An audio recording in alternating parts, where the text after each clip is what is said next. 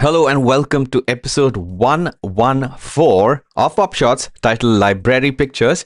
My name is Dr. KK and I have with me a man in blue, Tony O'Rourke. Good morning to you. Yeah, in case you misheard that, episode 114 of PubShorts. Welcome to this episode. I'm Tony O'Rourke and I'm Vice President of Partnerships here in Inago. And today's episode is called Library Pictures. Why, you may ask? Well, as always, we like to name episodes after pop and rock songs. And this particular one is no different. This is named after a song by the Arctic Monkeys called Library Pictures from 2011. The song's quirky snapshots of everyday chaos fit perfectly with this week's stories. Libraries adapting to AI, publishers fighting fraud, and everyone trying to bring a little order back to the world of science. Right. Excellent. So we have interesting stories touching, I guess, some aspects of research integrity. So let's start with, Tony, something that we are very familiar with, paper mills. And we have a story titled AI-Powered Fraud. Chinese paper mills are mass-producing fake academic research. So Chinese paper mills are let's say, I would say organizations that simply manufacture, create fake papers and, like at a scale to enable researchers who want to pay for their services eventually go higher in terms of citations, etc. And we are aware that there are a lot of paper mills functioning in China as well as in Eastern Europe. So this is primarily related to the Chinese paper mills, and some of the details that are given include the sale of authorship to create papers, and this is more common in China because of the pressures that academics face in terms of publishing or publish or perish culture. And these paper mills, Tony, are advertised on social media and pretend to be what they do not, they're not who they are, and they often even claim that they are AI detectors, or they offer AI editorial services and things like that. And the price of these papers range from hundreds to thousands of US dollars. That's something that I was not aware of in terms of the scale. And this makes overall, because of the AI enablement or enabling of such enterprises, it makes it's very difficult to identify what is actually a genuine paper and what is a product of a paper mill. And the good news, however, is that I think we have talked about it. Chinese authorities, the government as well, are aware of this problem and calling for more stricter sort of punishments for people who are known to have used paper mills. And a study has found that Chinese students are often targeted by paper mills due to a lack of research ethics training. So this is also sort of touching on the fact that Tony, you and I have been talking about the lack of AI ethics related and AI use related training, especially in East Asia, maybe including China, as well as research integrity training. So this is a very sort of good place so if you want to understand how paper mills function and how it is sort of specific to the sort of academic culture and education in China. So any thoughts on this? It's a problem that's not going away. Yeah. There needs to be measures at a national level, a government level. There need to be public measures as well at a publisher level, even at a group publisher level. I don't believe that the punishments are severe enough. I mean, effectively, what this is doing is undermining the whole value of the research communication system. Right. By creating these false papers. The one thing publishers survive and thrive on is their integrity. Right. And this completely undermines the integrity of the journal. Right. So in a related story, Tony, we have talked about what is it? Hijacked journals. I guess again, websites that claim to be what they are not. So this is a sort of another sort of version of fake enterprises creating problems in the academic publishing world. This is unfortunately not new either. This has been going on for some time. So the article that I've just started sharing is titled "Notice on Fraudulent Websites Impersonating MDPI." The publisher. So this was published 22nd of October, and these fake websites apparently use similar domain names and journal titles to deceive authors. Authors might be tricked into submitting manuscripts or paying fees for them, article processing charges including.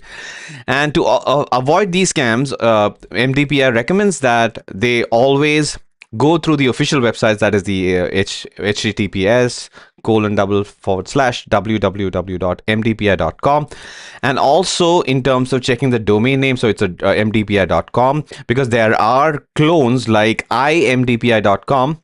That's somewhere listed here, I think here, and mdpi.org or mdpi.net, and verify that the journal is listed on the official MDPI site. And apart from obviously these measures, that it recommends resources like think, check, submit, etc. to double check. So this is a sort of another slice of the concern related to organizations trying to, like, let's say, deceive academics. You said that you've known this story. How long has such sort of journal URL hijacking existing in the academic publishing world? I mean, it's really been prevalent since journals started going electronic. I mean, the last 20, 30 years, there have been cases of examples of false journals. I mean, you just need to look at, credible resources like the Beale's list of predatory journals, for example, to see, what certain unscrupulous figures are doing to create these false journals, creating names that are very, very similar to the original name of the journal that the author wants to intend to. I mean, the most important question is, this isn't going away. These fake journals aren't going away. So what processes are institutions putting in place, research institutions putting in place, libraries, research offices, etc., to support, perhaps the otherwise, innocent researcher who thinks they're quite, legitimately submitting to the journal that they want to submit to. Right. And this is also, excuse me, this is also the reason why we have a predatory journal filter in the journal finder itself, right, Tony? So you probably, when you talk to clients as well as publishers, you mentioned this because it's a growing need considering these kind of things. Do you have any thoughts on how publishers are approaching, other publishers are approaching this? Well, MDPI have been quite public in terms of what they're doing to clamp down. I mean, there's a lot of work been going on in the background also through the trade associations with some of the larger publishers in terms of clamping down on these fake journals. But as soon as one's closed, another 5 will crop up somewhere else. Yeah. So my advice, if you're a researcher watching this, and I hope you are watching this, is, if there's 1% of doubt or a question in your mind about the legitimacy of the journal that you're going to submit to, check with colleagues, check with your library, check with the publisher, write to the editor of the journal that you want to write to, check even with Inago. We have a journal finder service. We can advise you where required. So just be absolutely certain, because one bad submission can affect someone's career. Yes. Recommend every researcher to be careful regarding the agencies that they approach, as well as the potential journals that they might be submitting the manuscripts to. Moving on to the next story, it is a guest post from Scholarly Kitchen. It is titled "Replacing Public Doubt with Public Confidence: Experiments in Building Trust at Science." So this is around the Open Access Week.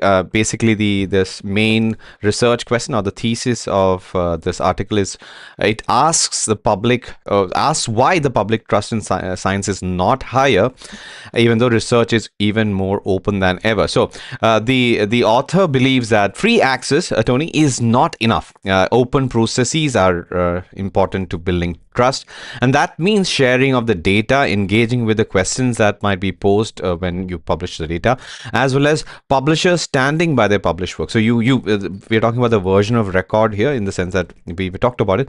If suppose there was a previous version which was not accurate, and then there are corrections, then the publishers also communicate with it if suppose it's not being questioned. So these kind of things. And it also shares 3 experiments that Science magazine has tried to build public confidence. So first, they held a press briefing with the authors of 2 seemingly contradictory studies to show scientific disclosure in action. Then second, they created some practical tips for authors to communicate during research integrity crisis, in encouraging transparency. And finally, I think this is the most interesting thing that I thought was relevant for maybe other publishers or other organizations to adopt, is that Science has been meeting with policymakers to explain the value of publishers, value the publishers provide beyond the peer review, as well as developing resources such as the policy pack. I think it's mentioned somewhere further down below. So what this basically gives you is like a media pack. If suppose you're announcing something, if you're a company, you have a product, so you have a media pack which has all the information related to a product, and they suggest a policy pack on similar lines. And these are I think that policy pack is something that would be so valuable in communicating the, let's say, the actual outcomes of scientific research to the wider public. So what are your thoughts on that? You address a question you asked earlier on. Yeah. Why is there increasing mistrust in science and research when more and more content is open? I think the fact that more and more content is open, more people having access. I think historically there was a kind of a blind trust in science. The vast majority of people accepted the science that was being presented and the results of that science. Now, much more of their content is available. Therefore, those more better informed readers are going to be more cynical, more critical of what's being produced. But it's not going to go away. I think so. Anything that can do that can validate the quality of research, whether it's a policy pack or better research communication, better impact studies as well, better communication and impact studies will help. But it's an ongoing process. There needs to be better. There needs to be sort of more engagement at different levels of the research process, so to explain the benefits of research to the wider community. Yeah. So and I think it's only something now that institutions and research organizations are sort of getting their heads around. And are you aware of any similar packs or any such sort of measures for policymakers to sort of understand what exactly is being communicated in the research by other publishers? No, I'm not specifically policymakers, but I'm aware of the kind of materials that are required for things like funding agencies when they're trying to agree a research grant. Right. So I thought this was very interesting, and this is what we need in the age of potentially fake information with the AI. All of our lives are being filled. Think about it for a second. If you're a researcher, every year more and more content is being submitted, more and more content is being published. A lot of it, increasing amount of it's fake, or it's come from paper mills, as we've just discussed. What can be done at a journal level, at a browser level to validate that content? That's the issue. What can the publisher produce? What can the author provide that will provide that validation? So things like this are very helpful, but I think it's an iterative process. It's got to be a continuous engagement. Right. So watermarks, trust signatures, something that will establish the validity of that research. Right. Moving on to the next story, Tony. It is a Springer Nature article titled. This is very interesting from a sort of technology point of view. So it is titled Errors in Document Type Classification, a focus on engineering publications and their publishers. So it basically talks about whether engineering publications are being classified by an artificial intelligence model properly, and what are the consequences if they are not. So it looked at two big databases, Scopus and Web of Science. The classification errors, what are the consequences, potential consequences they can affect how researchers interact with it, including research assessments, as well as how researchers, the people who publish these articles, their careers could be affected by the lack of correct classification. So in this research study itself, about 10,000 engineering papers were assessed to find these errors, and they used a method that's partly automatic to spot mistakes and figure out which database made them. And the study also checked if certain publishers make more mistakes than the others. Interesting sort of a slice, maybe because of their own publishing habits. And what the researchers found is that errors are not super common, but do happen, and different publishers have different error rates for each database. So remember that the source of truth, let's assume that it is constant. When you go into a publisher's system, things might get altered, and the classification might be erroneous. So that is very interesting from the point of view, and obviously you are using automations these days to do some of these classifications. And the publishers causing the most problems for Scopus are different from the ones that cause problems for Web of Science. So very interesting from the point of view of how publisher automations might affect the careers of researchers who are submitting their manuscript for publication. So your thoughts on it, Tony? I suppose, well, first of all, why were they looking at Web of Science and Scopus and not something like Inspect, which is an exclusively engineering database? But that's another question. Yeah. I suppose in my mind, in the way search engines work and things like Google Scholar works, is the kind of I fail to understand the relevance of the classification of the article, if I'm honest. Why does it matter if an article is described as in one way and not another, when ultimately what the search engine will do will be retrieve that fact, regardless of the type of paper it is. Well, I can. Yeah, so I think I struggle to understand that a little bit. So, if you can think of it like this, let's look at citations themselves, right? If suppose somebody did an original research and submitted as an original research paper, but it got classified as a brief communication. I'm giving you an example. Maybe in meta-analysis or literature reviews, because of the fact that the article was classified as a brief communication, will be excluded, and correspondingly, the resultant citation benefits would. Yeah. Okay, so I know. Yeah. Okay, so I know from my own experience working in academic journals that things like review journals, these large, almost like semi-monograph type papers, will get substantially more citations over a longer period than the original research articles or brief citations. So perhaps I'm misclassifying it. It's just another way of gamifying the citation gathering process. Right. So this could happen, and this is for me just purely because there's a lot of automation happening. We do a lot of automation. We help publishers with automation of some other processes, and such consequences, the downstream consequences of affecting the careers of researchers, are something that at least I haven't thought about. And so this is a good example of how, as system builders, we need to think deeply to make sure that the systems deliver the eventual output quality. Fascinating. I hadn't even thought about it before. It's very interesting. Yeah. All right, moving on to another Scholarly Kitchen guest post. This is related to libraries, and this is the inspiration for this episode's song reference as well. So this is, do academic libraries have a strategy for AI? A very, very pertinent question, I would argue. So an NISO, National Institute of Standards organization, right? NISO report asked about libraries and AI, and it shows that libraries are worried about AI's truthfulness, or AI output's truthfulness, and the transparency in the whole process of involving AI. And publishers, Tony, we have talked about it, are more concerned about losing ownership of their content to AI, and so that's the reason why they are using licensing agreements. So we have, I think we talked about this sort of like, I don't know, a triumvirate in the sense that there are three sort of key components to this entire thing, with AI in the middle: libraries, publishers, and AI. So these sort of need to work. These three sort of entities need to work together. And libraries see AI as helping article content, science discovery, as well as staff time. But publishers worry that AI will lock content away, and we have talked about it. People might even just stop going to the actual websites and instead just rely on the summaries. We ourselves have found ourselves doing this, and there are environmental concerns related to AI in terms of all the data, server farms, and everything as well. So now, in terms of the policy, libraries often lack clear policies on AI and do not know if their institution's stance as well. And AI is already in many library systems, but policies and ethics haven't caught up as well. And libraries are key to AI because of the data that eventually feeds and trains the AI. So what is the suggestion of the author? That libraries can lead this entire process by creating new revenue models and working with AI companies on fair terms. If libraries do not act, they risk losing control of knowledge discovery to powerful tech companies, like, for example, Google.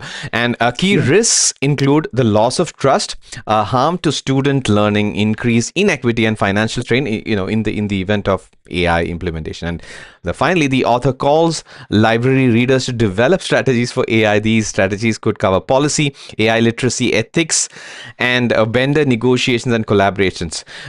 Finally, the libraries need a strategy for integrity, research integrity, how scientific integrity to balance efficiency with their core values. So I think it's a wonderful sort of way to look at it in maybe in November 2025 as to why libraries are still very important in terms of research dissemination, and how they should work with AI, I guess, suppose AI companies as well as publishers.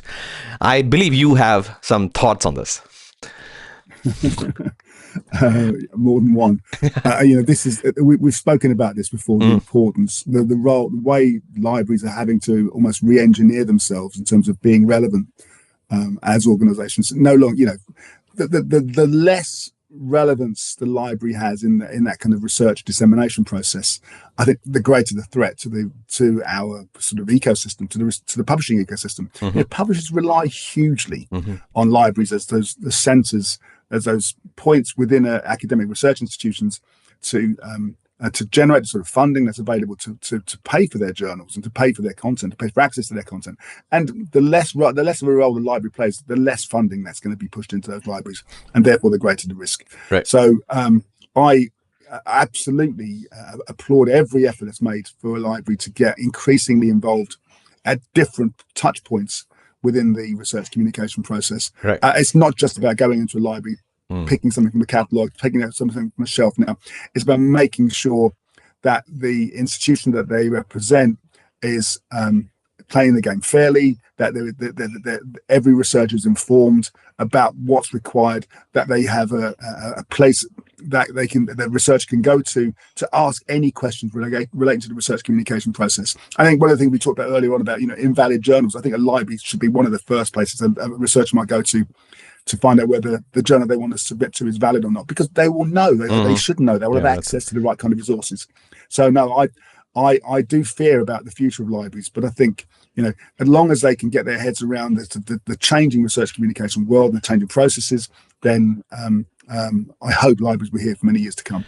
Right. Excellent point about the, I guess, hijacked / predatory, that those kind of, information provided by the libraries to help researchers. That's very good. Yeah. And in a related story, this is the last, I guess, main story that we're covering. This is from Research Information. It is a news. It's the same story, effectively. Right. Just said in a different way. Yes. This is related to that report, The Pulse of Library 2025 by Clarivate, showing that libraries are getting better at using AI. More libraries are trying to use AI tools, and staff training, dedicated time for AI, and manager encouragement help libraries adopt AI. And interestingly enough, some regions like Asia and Europe are ahead of AI adoption compared to the US, which I found very interesting, because in my visits to institutions in South Korea, Philippines, and as well as Indonesia, I mean, I found more, and Thailand, the libraries are so much sort of modern and with all sorts of assistance. So I'm expecting this to have happened anyway. Well, but often newer libraries don't have that kind of legacy. They have to sort of pull behind them. Yeah. And senior librarians see AI as a way to save time, while junior librarians are less confident, and libraries always have faced budgetary issues, especially in North America. So that's another thing related to the Trump administration related policies. So interesting. So we have both sides of it, I guess, in the sense what important role the libraries do and the librarians do, as well as what they need in terms of AI literacy. So a couple of quick hits before we close the show, Tony. The first one comes from...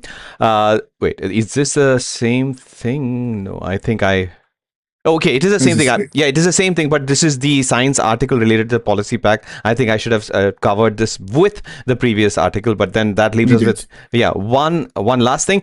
Asian American students increase at Harvard as Black students decline. So we are again, this is a sort of a slice as to what is happening in the U.S. Academic research community. So this is based on Harvard's sort of ethnical representation. So as the title says, this is as an interesting trend being observed, and it is unclear whether this is related to what is happening in the US research space. So all I have is your thoughts on this. I mean, do you see why it should? Because I generally feel that this may not directly correlate with what is happening with the Trump administration.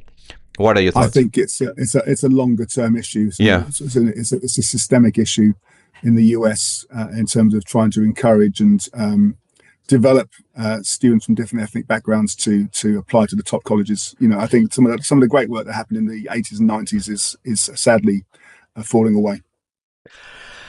Well, that is the reality. It's a sad reality, but at the same time, that also brings us to the end of episode 114. So, Tony, what would you tell if somebody were to ask you, what do you mean by 114 episodes? Have you done 113 episodes before? What would you say to them? Well, we have. And to prove that, I would urge you to go to YouTube and visit the Inago PubShorts playlist, where you'll see all 113 episodes and all the songs that we've named these episodes after. We encourage you to hit that like button, share with colleagues, and also to give us suggestions about topics for future episodes of Pub Shorts. And thank you for those who've already sent us suggestions for topics. I just had this thought. Maybe we should have a Spotify, Apple Music, and YouTube playlist on all the songs that we have named these this after. That'll be an interesting.